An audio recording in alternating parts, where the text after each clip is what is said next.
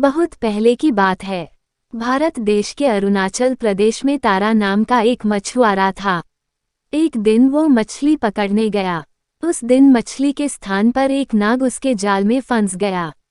दरअसल वह नाग नागलोक का राजा था। अपने पिता को जाल में फंसा देखकर नागकन्या घबराई। उसने सुंदर स्त्री का रूप धारण कर लिया। वह तारा के पास पहुंचकर बोली, यदि तुम मेरे पिताजी को छोड़ दोगे तो मैं तुमसे विवाह कर लूंगी। युवक मान गया और उसने नाग को छोड़ दिया। नागकन्या ने उससे विवाह कर लिया। तारा और नागकन्या का विवाह गांव वालों को नहीं भाया। उन्होंने विवाह की खबर राजा को दे दी।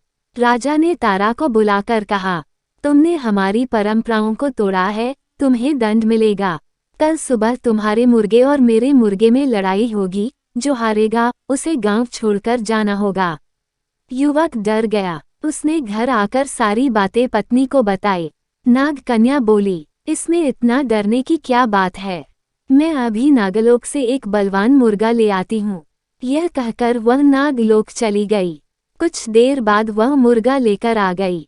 दूसरे दिन राजा और युवक के मुर्गे आपस में भिड़ गए।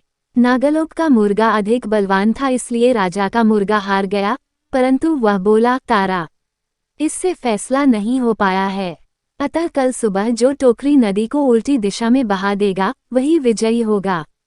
तारा के लिए लोहित नदी के बहाव को उल्टी दिशा में मोड़ना असंभव था। उसने यह बात नागकन्या को बताई। उसने पति को ढांढस बंधाया, डरो नहीं, मेरे पिताजी तुम्हारी मदद करेंगे। वह अपने पिताजी के पास गई।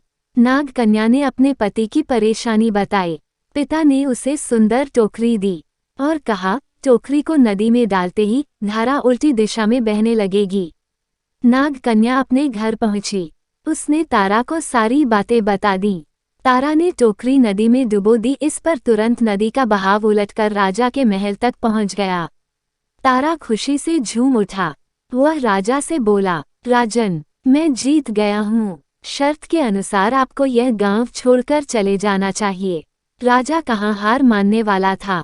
वह बोला, इस निर्णय को भी अंतिम नहीं माना जाएगा।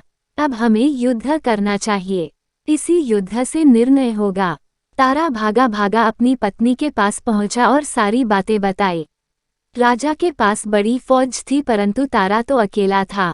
नागकन्या उसकी परेशानी सुनकर फिर नागलोक में पहुंची। वहां से वह सोने का ढोल और उसे बजाने की छड़ी ले आई। सुबह राजा अपनी फौज के साथ लड़ाई के लिए आया। तारा पहले से ही तैयार था। राजा और फौज को देखकर नागकन्या ढोल बजाने लगी। ढोल की धम धम सुनकर वृक्ष, जानवर, घास पत्ते आदि नाचने लगे।